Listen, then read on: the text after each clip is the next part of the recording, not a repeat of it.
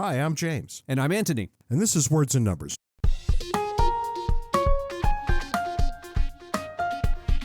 What's new and exciting in your world this weekend? It's been an interesting week for the Fourth Amendment, our protection against illegal searches and seizures. A district court judge in New York is the first to rule that a warrant is now required for a cell phone search at the border. You might remember, some time ago on Words and Numbers, we talked about the fact that U.S. Customs and Border Protection was demanding that people, even U.S. citizens, unlock their phones and allow the officials to see what's there when you're crossing the border. And this search was absent a warrant or even suspicion. They could just do it because they want to do it. I don't know the case, but apparently a century ago, the Supreme Court ruled that searches when entering the country are exempt from Fourth Amendment protections. Assuming this case gets appealed, the Supreme Court will have to rule whether the border exception to the Fourth Amendment applies to information contained on electronic devices. That's item number one. Separately, though relatedly, Michigan's Supreme Court will soon consider a case in which a township uses drones to search a person's property. Todd Maxson, who is represented by our friends over at the Institute for Justice, collects vehicles and stores them on his property. Neighbors complained that Todd's collection violated the town's zoning ordinances. To take action, the town needed to know how many cars Todd had. Without obtaining a warrant, town officials flew drones over Todd's property to take pictures of the cars. The question before Michigan's Supreme Court is whether the use of the drone like this constitutes an illegal search. Well, it would be an unreasonable search. But even then, they'd need a warrant, would they not? It says unreasonable in the Fourth Amendment. What constitutes reasonable? I don't know. I can tell you that when the Fourth Amendment was framed, there was no such thing as a drone. Obviously, we're going to have some issues there. I mean, the real question in my mind is, when you think about private property, how far up does it go? If the drone is not legal, what about satellites? Are they legal? Here's the thing. The government can route air traffic over your property. Mm-hmm. That's been decided in the courts already, which means that you don't have a limitless right to the space above your property. Right. Now you see how confusing that's going to get. Does a guy have a right to put as many cars as he wants onto his property? Well, as a property absolutist, I say sure. But you see where all the trouble's going to come. I can just tell you that we're going to be groping for new answers every time new technology comes around the bend. Presumably, if they had to fly drones over his property, they had no way of knowing how many cars were on the property. Exactly, right. How could he be bothering anybody? That's right. And if they had no idea how many cars were on the property in the first place, if they literally couldn't know, then whose business is it? I want to go from one form of technology to another. And I want to say, as I often do, who could possibly have foreseen this sort of thing happening? This comes to us from those right-wing zealots over at the BBC, whose headline is, "Solar Panels, an eco-disaster waiting to happen, ? What? Do you remember the good old days when solar panels were going to solve all of our problems? Our left-leaning friends are finally starting to realize that solar panels have a finite lifespan. And by finite, I mean about 25 years. Yeah, I've heard that going back decades. Which means then you have to throw them away in a landfill, which you were trying to solve in the first place when you went to solar energy. Then, of course, we get a very long and breathless article about all the things that might go wrong that nobody has apparently ever thought of, except, us. Yeah, except those of us who were told we hate the planet because we criticized solar energy.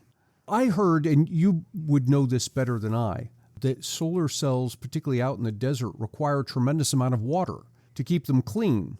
To keep them clean, of course. We had the solar guys come out to the house and give their pitches, and we had 3 different companies come, and each one was more inscrutable than the one that came before. You can't get a straight answer out of anybody about, how much it's going to cost. Imagine that. You're trying to sell a product and you won't tell a customer what it's going to cost. All they would tell me is how much it was going to save me, which was kind of irrelevant if I didn't know the cost. That sounds so familiar. I did ask once if I had to crawl up on the roof and squeegee the damn things off every so often. Nobody could answer that question for me either. But what's wrong with these people who thought that they would never have to be thrown away? I'll leave the article there for everybody's amusement in the show notes. But what I want to get to today is the foolishness of the week, which comes to us via our friends at PETA. I say this ironically, we don't have any friends at PETA. And what are they doing this week? They're trying to convince you not to eat chicken. Why not? Because chickens, they say incorrectly, are descended from Tyrannosaurus rex. I saw that and I thought, wait, I'd eat a Tyrannosaurus Rex, no problem. I know you saw it, and I know you said that, which is exactly why I wanted to talk about it here, because that's the dumbest thing I've ever heard. A Tyrannosaurus Rex would eat you. I wouldn't be eating it until it was dead, same as I do with chickens. Nonetheless, this is just not an effective way to go for PETA. Who do you think is going to look at that tweet and say, oh, that's right, let's never eat chicken again? Yeah, I saw that tweet, looked through the comments, and pretty much, I mean, there were hundreds of them. They were all trolling. I'll throw a link up in the show notes to a story that gets into this. The woman who authored said story makes the point that chickens didn't evolve from the Tyrannosaurus Rex. I never expect PETA to let the facts get in the way of a good tweet. Or even a bad tweet. And so too this time. I'm still going to be eating chicken. Do I think I would have eaten a dinosaur? Well, doubtful. Kind of like I think of fish. I don't see why anybody in his right mind would willingly eat fish, but I guess if it was fish or starvation, I would eat the fish. Then again, if it were fish or starvation, I would also eat you. Because you and fish are about the same in my brain. For one-stop shopping for all things James and Ant, visit our website, wordsandnumbers.org. It seems that the American consumer's priorities are changing. We've got this announcement, well, two announcements really, one from Macy's and one from Costco, that things just aren't going that well. It seems to be the case that retail sales are going down, and the speculation, at least in the article, is that people are spending more on travel and services. That's true of Costco, apparently, but not true of Macy's. The Macy's argument is, I think, the more interesting one, that people were stuck at home for so long that they bought everything they needed, and now they just don't need anything else. And with Macy's, you're looking at primarily things like clothing and what have you. They might need clothing because they turned fat not leaving the house for 2 years. But apart from that, not so much, right? It's not just that. It's the whole work from home business. I've found in my own wardrobe, I'm very concerned about shirts. Pants don't matter that much. I love pants, but now mine are all made out of flannel. Exactly. I wasn't paying attention to this about retail sales, but since you gave me the article, I looked up numbers on retail sales, and they've gone amazingly flat since about April of 2022. And when I say amazingly flat, if you go back to the 1990s, and it's from there to the present, it's pretty much an upward sloping line. You get dips during recession, but then it continues upward sloping line, dips during recession, upward sloping line. And then this strangeness that I don't see almost anywhere else on the graph going back to the mid to early 1990s. And that's this flatness. No change in retail sales over the past year. And it seems there's a couple of things going on here, right? Everything I just said, I think, plays. But we've also got inflation, which means people are just going to buy less. There's that.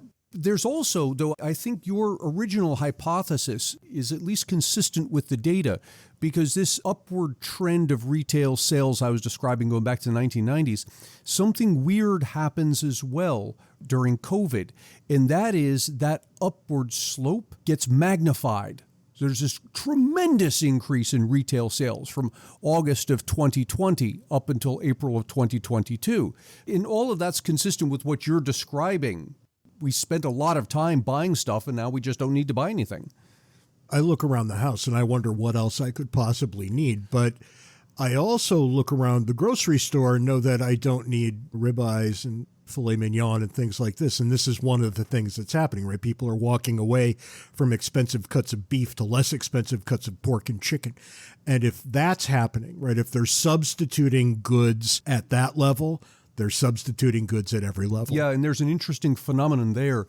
In periods of high inflation like we experienced and kind of still experiencing, people will shift, as you say, their purchases. You buy less of the high-quality beef and more of the chicken or whatever. But in so doing, in a lot of cases, people realize, you know what, this isn't bad. And even when prices come back down, they'll just keep on buying the cheaper stuff. That's how habits get made. And anybody who lived through the Depression knows that those habits were ingrained for life. That's right. Nobody came out of the Depression and became a lunatic with spending. They all were Depression-era housewives. This is the phrase that we have for them. People who conserve resources down to the last crumb because they know what could happen, because it did happen. Yeah, and you find that now. I have friends who are older, in their 80s, who didn't live directly through the Depression, but their parents did, and they picked up these habits, despite the fact that they're now comfortably retired. And they'll still, wash out the plastic sandwich bags. Yep, that's right. And I'm going to stop talking about washing out sandwich bags in the interest of harmony in the home. Okay. As ridiculous as I might find that, I'm going to tell you that we do it here. Your prompting me to look into retail sales led me to wander over and look at vehicle sales, because you hear that vehicle sales are down. New cars are so expensive. I'd heard the anecdotes and just assumed that this was a relatively recent thing. It's not. The data on vehicle sales, if you go back to the mid-1970s, it's up and down as you would expect during expansion and recession. But something strange has happened. Vehicle sales in the U.S. are down markedly, but they've been trending down since 2017. Well, there's a couple of things going on. Things did get way out of hand with the expenses during COVID. Mm. At the tail end of COVID, vehicles were so expensive because of the supply chain problems. Right. You go listen to our old episode with our friend Mikhail on supply chains, but it was computer chips that was causing the backlog. That there are so many computer chips in the cars and they couldn't get them made fast enough. Therefore, there weren't as many cars. Therefore, the cars that there were more expensive. This is Econ 101. But there's another thing going on that came to my mind yesterday when I heard that the government is about to mandate all kinds of new braking systems go into every car in production for the United States market. Well, every time that happens, cars get more expensive. Yes. I'm not saying the braking systems aren't worth having. Maybe they are, maybe they aren't. But when they're mandated, we don't get the market making that choice. And what happens? The price of cars goes up. And if you monitor the price of automobiles over time, they have really gotten out of hand. Even without the run-up with the supply chain issues, cars are very expensive. And there's a secondary thing that goes on, right? Not only are cars more expensive, they last way longer. Those are two things that are going to convince me not to buy a new car every so many years. I don't want to get 90,000 miles out of a car the way my father did. And that was good if you could do that with an American car back in the 1970s, right? I want to get 300,000 miles out of my Japanese car in the 2020s. The mandating of safety equipment in cars, the pushback that you'll hear as well, but this is important because you're saving lives and this sort of thing. And I've got an interesting picture that I'll post in the show notes that shows in the United States the number of automobile traffic deaths per vehicle mile traveled, which is the right way to measure it. So number of highway deaths adjusted for population, adjusted for how far people drive, that sort of thing. And superimposed onto those deaths, you can see them, they actually declined remarkably. I think the data goes back to like 1920s. They decline remarkably over time. But what's interesting is what you don't see. And what you don't see is, I take this and I superimpose on top of it all sorts of safety stuff. So when crumple zones were introduced, when seatbelts were introduced, when seatbelts became mandatory, airbags, the 55-mile-an-hour speed limit, all those things, all the things we do to make car travel safer, you don't see any marked change in the trend. I mean, the trend's going down, and it goes down when we institute new safety devices. It goes down when we don't institute new safety devices. It went down as we implemented the 55-mile-an-hour speed limit. It continued down when we got rid of the 55-mile-an-hour speed limit. It suggests that these things don't necessarily have any real effect. Or at least that there's something else much more important going on. Right. And the argument that economists give often here is that people are willing to live with some level of risk. Sure. And if you make the car safer, people will just drive less safely to bring their level of risk back to whatever. They'll adjust to the risk. Yeah, exactly. But having said that, take a look at when we had a nationwide And I don't think this was a particularly constitutional idea, so I don't want to hear a lot of hate mail on this one. But think about what happened when we started pushing against drunk driving. That might have had a much bigger impact on road deaths than anything else. I'm not saying I know it did. I'm just saying it might have. Because that actually changed the mores of driving, which is where the problems were. People now drive differently than they once did. When we were teenagers, people were always telling us about don't drink and drive, this sort of thing, and being teenagers, you ignore that sort of thing. I don't think anybody believed that even for a second. No, I don't think so. But what I've noticed with young people today, you tend to get a lot less of that. It's almost like a given. Well, of course I'm not going to drink, or of course we have a designated driver, or whatever it is. That's right. They're far more cognizant. Their behavior is much different. And when you look at how things change over time, yes, technological innovation matters, but the changing of mores matters more. When people behave differently, things change more. One of the interesting things with this push towards the new braking systems, and this was buried deep in the story, I can't remember where I heard it. It might have been on Up First on NPR or something like this. The hope was that they would save 380-something lives. 380? If I'm remembering it correctly. Mm-hmm. And, you know, in a country of 300 million, that just didn't seem like that big a deal. Yeah. Now, it's a big deal to the 387 people who are saved. Yeah, but I mean, that number gets so small. It's statistically zero. That might be a statistical error. The errors in counting these things are exceeding the 387. Even if I've got this number wrong, and I might, there does come a point when you can make an incremental difference that it's not worth making. That's right. And we wrote about this in our book, Cooperation and Coercion. If you don't have a copy, you absolutely should. It's pretty good. We wrote about the if it saves just one life nonsense that politicians trot out all the time. Nobody actually believes that we should do anything if it saves just one life, because it never does. It'll save one life in one category and cost 1 or 2 or 100 in another category. And this is one of those strange things that I'll hear people say to me, no, what you're saying is incorrect. I really do believe that if such and such policy or behavior saved one life, it would be worth it. In the counter argument there is beautiful. You ask the person, do you drive instead of fly? And so, well, yeah, I'll drive a distance instead of flying because flying's more expensive. Yeah, okay, but the probability of you dying in a car wreck is way higher. It saves just one life. Yeah, if it saves just one life is true. Once you make it to the airport, the danger is past. Or more than that. If you really believe in the if it saves one life principle, you wouldn't travel at all. You'd stay in your home. We talked about this in the book. I can guarantee that next year there will be no highway fatalities whatsoever. 5-mile-an-hour speed limit for the rest of all time nationwide. No more fatalities. Of course, your food wouldn't get to the market. The medications you need would be stuck somewhere where you couldn't get at them, etc. The fire department isn't going to get to your house in time. Yeah, you'd save all kinds of lives, but you would also cost all kinds of lives. And that's just it. They think about these policies and they never see that there's a trade-off in getting them. They think that you can wave a magic wand and we had X number of people die this year, but now we'll have X minus a million with no additions anywhere else because of the thing you just did. And it doesn't work that way. When cars got less dangerous, pedestrians, bicyclists, and motorcyclists paid the price. That's right, because when your car is safer, you as the driver can afford to be less careful because you're better protected. But that protection doesn't extend to the bicyclists and the pedestrians.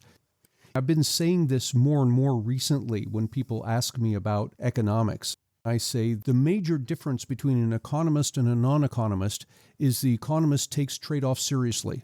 Politicians are certainly not going to take it seriously. Well, that's like antithetical to the economist, right? They're going to pretend there are no trade-offs. Forget about taking them seriously. It is the opposite of what they do. That is exactly right.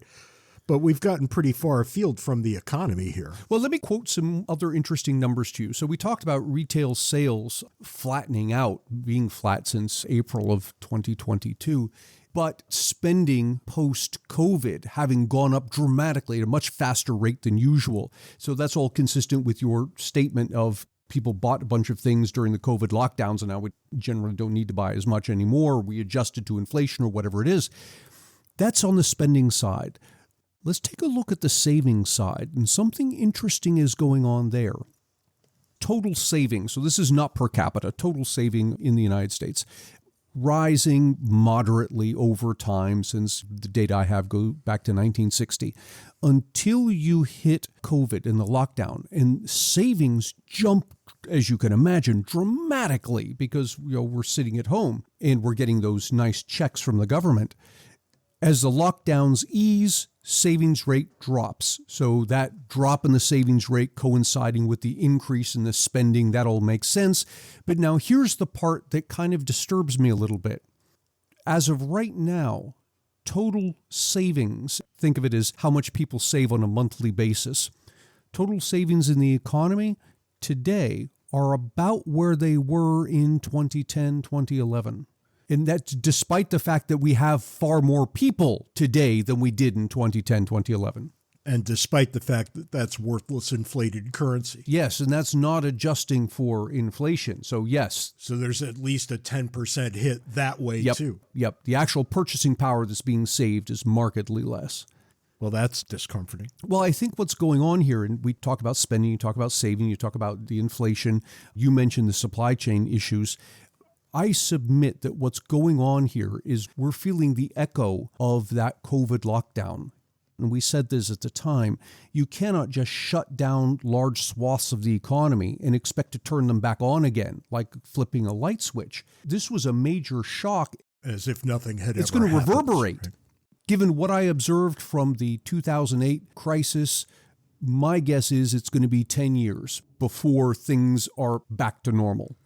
And I remember going out with my daughter looking for red meat and toilet paper, two of the really hard to find things from the COVID era.